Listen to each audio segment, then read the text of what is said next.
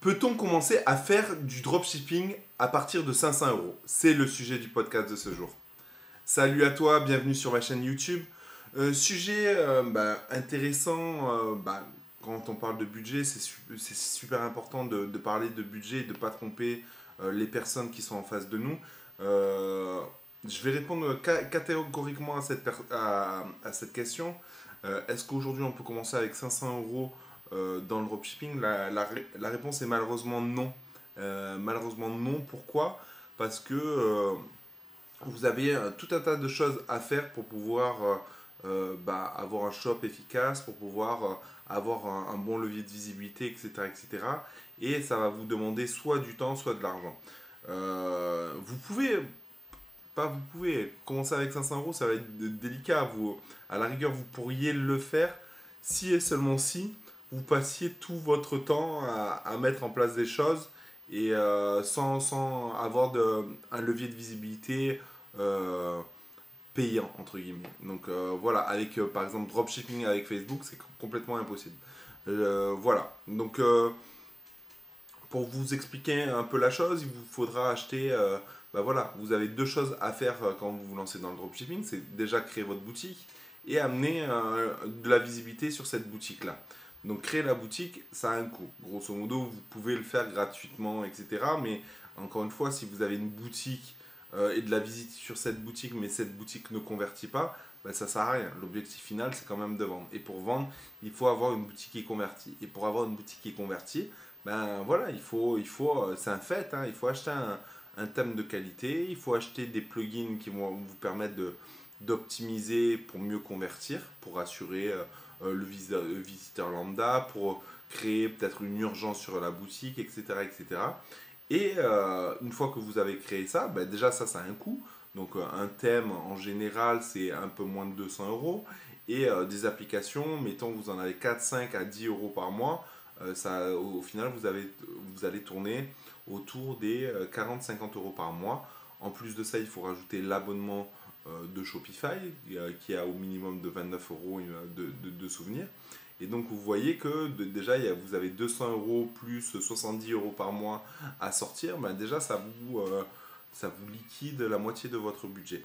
À ça se rajoute quoi? Le levier de visibilité. Donc vous allez prendre n'importe quel levier de visibilité.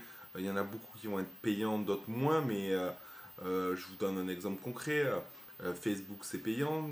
Avec 200 balles de publicité Facebook, vous n'allez pas avoir assez de data pour performer avec Facebook. Donc je pense que si vous débutez avec 500 euros, c'est un échec incontestable pour moi. Voilà. Pareil pour Snapchat, pareil pour plein de leviers de visibilité. Les seuls leviers de visibilité, on va dire gratuits en fait, qui vont vous prendre du temps, mais que ça, c'est à la rigueur Instagram si vous prenez le temps de créer des communautés, mais du coup les résultats ne seront pas là d'entrée de jeu.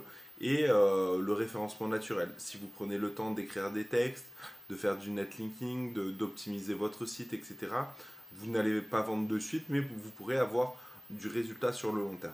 Donc pour répondre à la question, malheureusement non, c'est pas possible de se lancer dans le dropshipping pour 500 euros. Pour Amazon FBA, ça fait juste, voilà, vous pouvez commencer avec un produit, à la rigueur, vous allez, le gros avantage d'Amazon FBA, c'est que vous n'avez pas de boutique à créer. Mais voilà, donc moi je vous invite à prendre conscience de ça. Moi je reçois beaucoup de messages, oui, à partir de combien de budget je peux me lancer, etc. etc.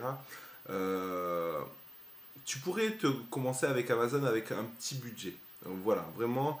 Mais encore une fois, tu vas perdre du temps. Et voilà, et le temps, le résultat va jouer sur ton moral et ton moral va jouer sur ton travail, etc. etc. Je ne sais pas si vous me suivez, mais c'est super important d'avoir du résultat pour être motivé à aller encore plus loin, etc. Si vous avez une vente par semaine, forcément, ça va jouer sur le moral. Si ça joue sur le moral, forcément, vous risquez d'abandonner ou d'être négatif et d'aller voir des groupes négatifs pour vous engrainer entre vous, etc. etc. Voilà, moi, ce que je préconise réellement, c'est vraiment d'avoir un budget plus conséquent, au minimum 1000 euros avec Facebook, vous pouvez commencer à faire quelque chose. Euh, privilégiez des thèmes de qualité, des plugins de conversion, etc. N'oubliez pas, si vous êtes sur les Champs-Élysées, mais que votre boutique elle est au 6e étage, sans pancarte, sans rien, ben voilà, voilà, vous allez amener beaucoup, il va y avoir beaucoup de trafic, mais personne ne va rentrer dans votre boutique, ça sert à rien. Et si même si elle rentre dans votre boutique, si la boutique, il n'y a que des meubles Ikea, où il y a une déco toute pourrie, etc., ben vous allez moins convertir que si la déco elle est top, si les vendeurs sont top, etc. etc. N'oubliez pas, ce genre de détails, c'est important pour la conversion. Et c'est le nerf de la guerre. L'objectif final, c'est d'avoir voilà, d'avoir des ventes. Et des ventes avec des marges. Voilà. Si cette vidéo vous a plu, un petit like, encore une fois, c'est des picousses de rappel. C'est, voilà, ça peut ne pas intéresser tout le monde, mais voilà, je fais plein de sujets. Je prends le temps de faire quand même 2 vidéos par jour pour vous. Si vous avez des idées de sujets de vidéos, n'hésitez pas à me les mettre en commentaire. Ça sera l'occasion, même si c'est un peu plus technique, un peu plus poussé. Je suis sûr que ça intéressera d'autres personnes. Sinon, ben, je vous dis à bientôt dans une prochaine vidéo. Salut les rouillas, ciao.